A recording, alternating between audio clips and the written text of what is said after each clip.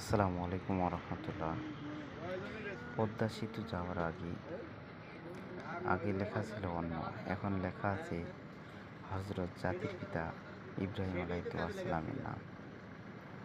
পদ্মা সেতুর আগের এটা ট্রেন প্লাজা, এর মধ্যে আবার যে ধুলাই পরে যে জ্যামটা হয়, এই জ্যামে পর্যাপ্ত মানুষের রাস্তাতে মানুষ নামায়, এই জন্য বিশেষ করে জ্যাম লাগে।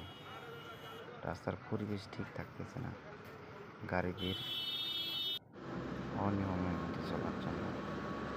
এটা হলো পদ্মা সেতু টোল প্লাজা। যে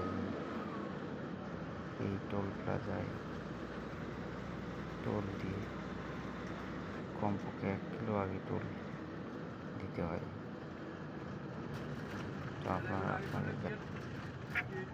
আপনাদের জায়গা থেকে বাংলাদেশে যেমন এরকম কোটি কোটি টাকার স্থাপনাগুলো আছে, এগুলো খেয়াল রাখবেন যেন কোনোভাবে নষ্ট না হয়।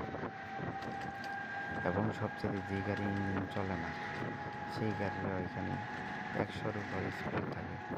আশা করি বুঝতে পারছেন। সবাই ভালো থাকবেন, সুস্থ থাকবেন। আল্লাহ হাফেজ।